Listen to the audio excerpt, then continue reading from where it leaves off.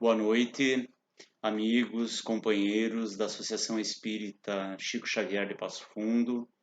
É uma grande alegria estarmos aqui mais uma sexta à noite, disponibilizando os nossos conteúdos a respeito da doutrina espírita. Nós agradecemos a presença, o prestígio ao nosso canal. Solicitamos a gentileza de quem assistir a nossa palestra, o nosso vídeo de hoje. Se gostar, que dê um like, se possível, que compartilhe com conhecidos, amigos, familiares, e aqueles que ainda não forem inscritos no canal, também, por gentileza, se puderem, se inscrevam no canal, porque isso favorece o fortalecimento do nosso canal no YouTube. Inicialmente, vou convidar a todos e todas para que possamos fazer uma rápida oração de harmonia, de sintonia com os nossos mentores espirituais da Casa Chico Xavier, com o mentor espiritual de cada um de nós, a fim de que tenhamos a disponibilidade espiritual, mental, emocional, física, de nos entregarmos ao estudo dessa noite, que é um estudo que provém do Evangelho do Mestre Jesus, que norteia a nossa busca transformadora dentro da doutrina espírita. Assim, então, confiantes de que estamos sintonizados, disponíveis, abertos ao conhecimento, nós iniciamos essa transmissão da noite de hoje.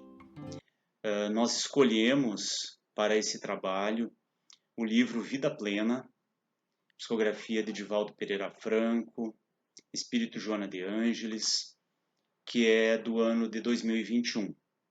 Em 2020, já dentro da pandemia, Joana de Ângeles nos trouxe a obra Vidas Vazias. E o ano passado, em 2021, nos trouxe Vida Plena. E então, o nosso encontro de hoje, ele vai ser uma leitura comentada dos 3 primeiros capítulos dessa obra. Fiz extratos de cada capítulo, peguei aquilo que eu considerava mais essencial, a fim de que pudéssemos fazer esse perpassamento da ideia do capítulo. Então, nós temos o título Vida Plena, e nós temos já de imediato o primeiro capítulo, que é Ser Fiel até o Fim. Esse capítulo, esse primeiro capítulo da obra, nos remete exatamente a que nós possamos nos relacionar com a vida sem a expectativa da compreensão do outro, seja esse outro quem for, seja alguém de dentro da nossa casa, do nosso círculo de trabalho, seja alguém do grupo espírita, porque a benfeitora Joana de Ângeles, com toda a sua sabedoria, nos indica, nos mostra que as circunstâncias da vida, da convivência, elas são exigentes e que boa parte do desgaste que nós temos no nosso dia a dia é por esperarmos e por vezes contarmos com a compreensão, a colaboração daqueles que estão ao nosso redor, e ela nos traz então a realidade de que cada um tem compromissos com os seus próprios sonhos, com as suas próprias metas, com os seus próprios ideais, e que não necessariamente vai fazer eco conosco.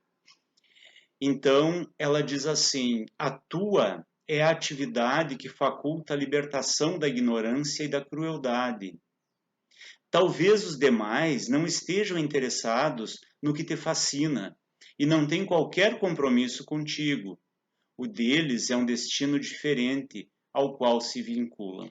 Então, o universo, a vida de cada um, conta com referências, conta com medidas internas muito específicas, muito próprias de cada um. E nós também, olhando para as demais pessoas, para os outros, é importante que nós nos disponibilizemos a dar o nosso melhor, sem exigir, sem cobrar essa compreensão, essa cooperação do outro, da mesma maneira que nós também procedemos assim. Ela nos diz assim: confia no teu esforço e na divina providência que está sempre vigilante, pronta para auxiliar todos aqueles que se lhe entregam. Na doutrina espírita, nós temos a informação precisa e preciosa de que somos o tempo todo influenciados pelas energias, pela sabedoria, pela inteligência dos desencarnados, que se associam a nós por vinculações de afinidade e que alguns deles fazem parte dos emissários divinos e que vêm em nosso auxílio, nos ajudando, nos auxiliando dentro dos nossos intentos, principalmente quando são para o bem geral, para o bem de todos. Então, ela nos convida a fazermos a nossa parte e ela diz que nada vence o amor, que é a força viva mais atuante do universo. E ela nos lembra de que nós não teremos um triunfo imediato agora a respeito das nossas lutas, das nossas buscas. Esse triunfo, ele vem com o tempo, ele muitas vezes vem depois na sequência.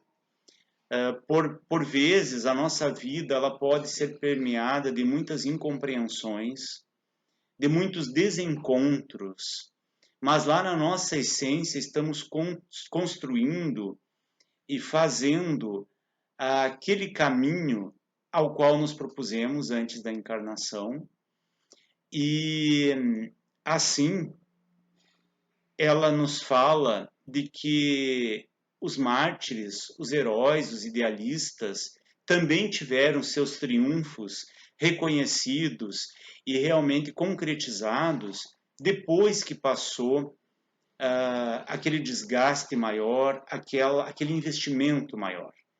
E aí eu me lembro, por exemplo, de Paulo de Tarso, o livro Paulo e Estevão, que eu estou relendo, que nos mostra claramente a doação, o preparo de Paulo, que já trouxe uma alma moldada à disciplina, ao bem, e que, muito embora nos primeiros tempos da sua vida de jovem adulto, ele se opusesse à mensagem do Cristo, ele teve a oportunidade e o próprio Cristo investiu nele para que ele pudesse fazer a sua transformação, e ele passou a ser um dos maiores contribuidores, dos maiores colaboradores da obra cristã, propagando e levando o evangelho a muitos locais e fazendo, inclusive, com que ele chegasse até nós nos nossos dias, nos nossos tempos.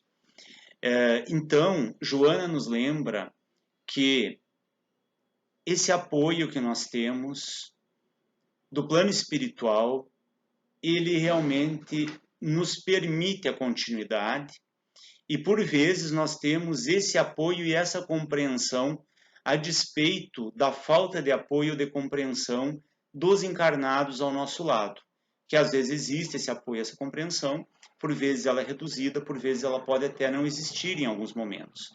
Então, Joana diz assim: invisíveis, mas não inoperantes, confortam-se nas horas, confortam-te eles, os mentores, os amigos espirituais, nas horas graves, estimulando-te ao prosseguimento e dão-te forças em nome do amigo crucificado, que ressuscitou para que sejas fiel até o fim. É muito importante, então, encerrando esse primeiro capítulo, que nós lembremos desse fiel até o fim, que é o nome do capítulo, pensando, refletindo um pouquinho do que seria esse ser fiel até o fim, né? Eu entendo que a nossa fidelidade, a nossa persistência, a nossa disciplina, por vezes ela não encontra a sequência, a determinação suficiente, né?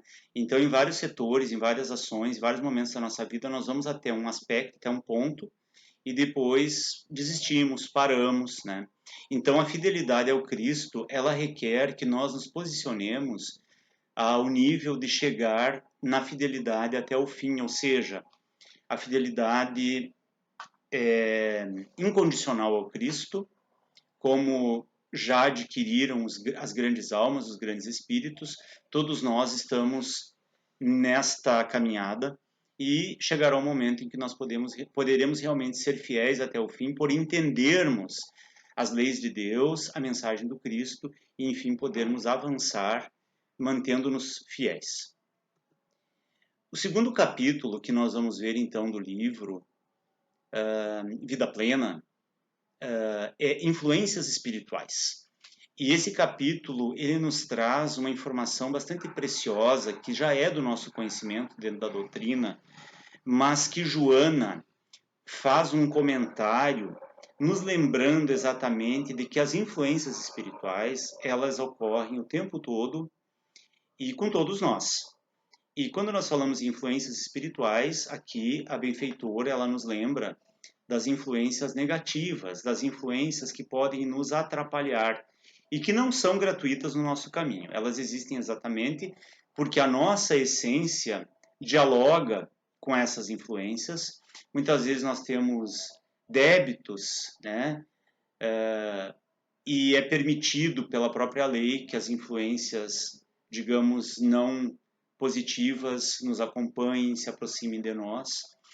E então a nossa emissão mental, a nossa fala e a nossa ação determinam muito as influências espirituais. A mentora nos lembra então que a elevação do padrão mental, no momento em que nós estamos, por exemplo, envolvidos por tristezas, arrependimentos, revoltas por algum fracasso, que nesse momento ela sugere que nós tenhamos a persistência na energia positiva, na lucidez, que lutemos sem temor, pois assim venceremos, né? Exatamente porque as telas mentais de tristeza, de arrependimento, de revolta, de culpa, elas nos fragilizam muito e fazem com que se permita, então, as interferências dentro do nosso funcionamento mental. Ela sugere, assim, que nós acendamos a luz da alegria no nosso espaço mental, em sombras, dentro dessas circunstâncias de dificuldades, e que então nós possamos contar com os nossos mentores espirituais, porque eles nos amam e estão envolvidos com o nosso progresso espiritual, de uma maneira legítima, de uma maneira muito verdadeira. Então, no momento em que nós neutralizamos essas energias, digamos, negativas, nós podemos seguir equilibrados. Agora, as dificuldades íntimas, essas energias que produzimos em situações menos favoráveis, quando elas não são neutralizadas, enfrentadas conscientemente, elas abrem campo vibratório para que a mente seja golpeada por outras mentes que nos detestam. E todos nós temos essas relações, essas experiências, esses vínculos de outros tempos, né? E esses vínculos, eles podem, então, nos assediar, ou, como poderíamos dizer, numa terminologia mais espírita, nos obsediar, porque aqui entra a questão da obsessão. Então, a benfeitora Joana de Ângeles nos diz que essas mentes, elas vão querer nos dominar, nos dando a impressão de serem ocorrências más, aquilo que ocorre na nosso dia a dia, gerados pela própria natureza de cada um de nós.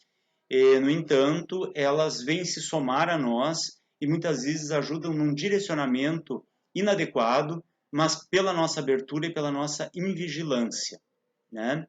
Então, Joana nos diz que nós somos aquilo que nos permitimos ser mentalmente. E que nesses dias calamitosos, particularmente agora, esses últimos anos, até em função da pandemia, o planeta todo se viu muito agitado por energias de insegurança, de desespero, as perdas em todos os níveis. Agora, este ano 2022, estamos enfrentando esta guerra entre Rússia e Ucrânia, que também geram essa guerra que também gera energias e também gera emanações de cada um de nós de insegurança, de medo, de desconfiança. Então, nós somos aquilo que nos permitimos ser. E tudo conspira em favor, nesse momento, ela nos diz, do pessimismo, da revolta e da insegurança.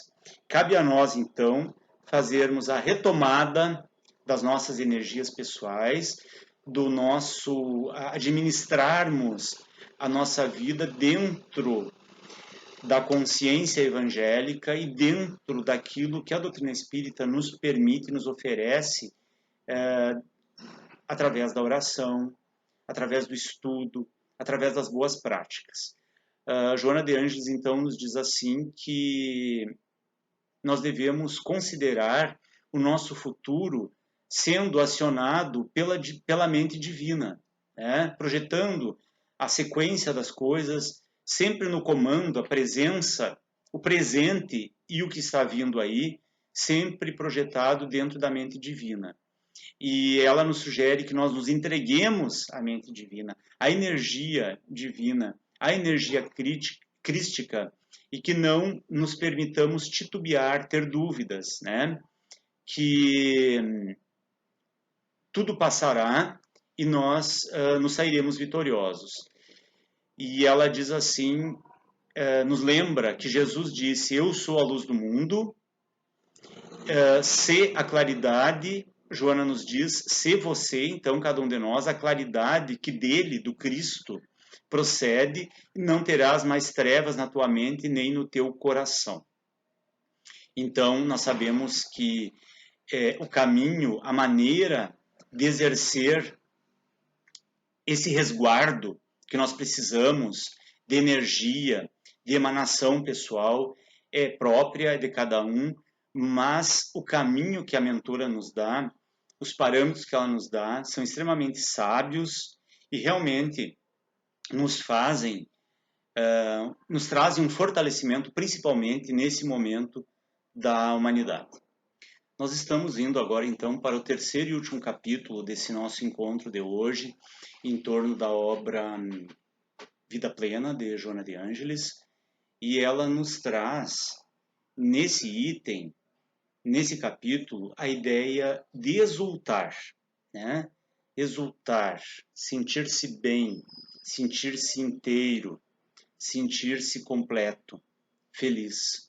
Então, ela nos diz: todos exultem. Então, a benfeitora, nesta parte, nesse terceiro capítulo do livro, ela nos diz assim: multiplicam-se os desafios para o cristão decidido na sua jornada redentora,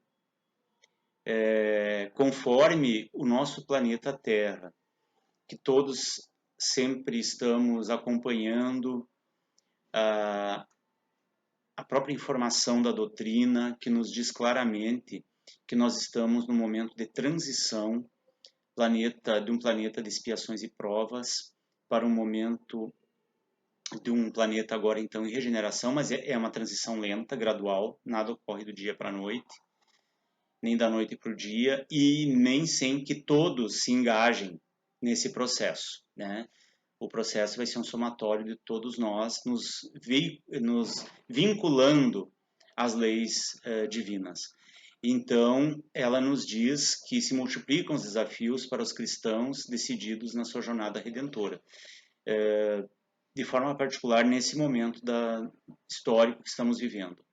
Ela nos sugere, nos convida a enxugarmos o suor da face, abrindo a face num sorriso de júbilo, por termos por estarmos a serviço da verdade, que seria, então, nós espíritas dentro do caminho da verdade e vida que Cristo nos trouxe, porque nos trouxe exatamente o modelo que nos ilumina, que nos esclarece, que nos fortalece e incentiva a nossa reforma constante e a busca da, do descobrimento e disponibilidade da nossa luz pessoal, que todos então temos e todos nós somos, né? E aí, Joana nos diz que nos diz assim, elegeste a porta estreita apresentada por Jesus. Nós sabemos que no Evangelho existe esse conceito da porta estreita e da porta larga, né? Então, na porta estreita, ela nos diz assim que enfrentamos os obstáculos que nos cabem e eles nos ensinarão a vencê-los, né? Ela nos diz que nós, desde que temos um planejamento reencarnatório, e todos nós o temos, que nós, a partir do momento que compreendemos a função dessa oportunidade, desse sentido de reencarnar e conseguimos então conquistar recursos que antes, no passado, em outras existências foram mal aproveitados e que então agora, se nós temos essa busca da porta estreita, a persistência, a busca real, honesta, sincera, nós conseguiremos vencer os desafios, porque exatamente é essa porta mais estreita que é a mais difícil, que é escolher o caminho, digamos, da autoiluminação, do autoaperfeiçoamento, evitando as zonas de conforto, evitando o passo lento, que nós temos também o direito de escolher, de eleger, mas que sabemos que nos fará falta esse tempo mal aproveitado, não nos é favorável. Então, ela nos diz aqui dentro desse capítulo, ela nos lembra algo muito importante, que é assim: não te envolvas com os problemas alheios, na vã ilusão de que poderás resolvê-los. Faz-se necessário investir no conforto moral ao necessitado, porém, é preciso cuidar também da própria inadiável renovação. Joana aqui nos traz uma lembrança muito importante, porque boa parte, às vezes, da angústia, da falta de paz das pessoas, vem exatamente por elas quererem assumir no lugar dos outros aquilo que compete a cada um.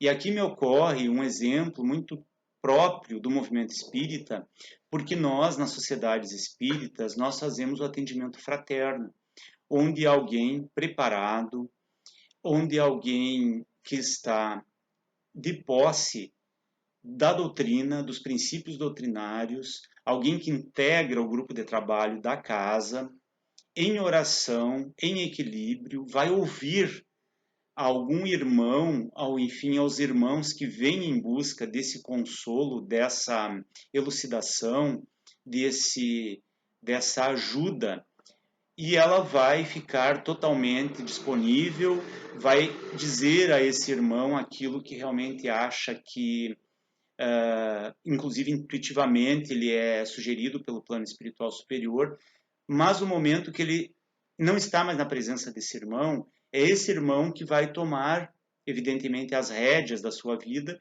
e fazer aquilo que realmente acha melhor, aceitando ou não aquilo que lhe foi orientado. Nós imaginemos que alguém, por exemplo, no atendimento fraterno, fique ligado àquela dor ou crie um vínculo maior com ele, não vai suportar, ele próprio vai sucumbir. Então é muito importante que nós tenhamos essa medida de ajudar sem se envolver com o problema alheio. O problema alheio é do outro, é ele que precisa resolver. Tanto que Joana nos lembra que o próprio mestre ensinava o caminho, mas a jornada era executada por aquele que buscava ajuda. O Cristo deu todas as condições de cura, de iluminação para aqueles que conviveram pessoalmente com ele na época, como o faz até hoje e continuará fazendo, mas exatamente o esforço transformatório, modificador é de cada um. Então, nós temos o convite de Joana a exultarmos sempre que a dor bater a nossa porta, porque, na verdade, a dor é a oportunidade de estabelecer o fortalecimento e a compreensão de muitas circunstâncias que nos envolvem. A dor bem aproveitada, sem a revolta, sem a mágoa, sem a negação, ela nos traz fortalecimento, nos traz realmente dias melhores, dias de mais fortalecimento e de vitórias, né? Então ela diz assim: exulta sempre que a dor te bater à porta, pois que está sendo convidado à transformação moral para melhor. Não chores, não lamentes e confia em Deus. Ele te ama. Exulta. Então aqui o exultar é ter alegria, júbilo, como chamamos a atenção lá no início, e que possamos ter esse sentido.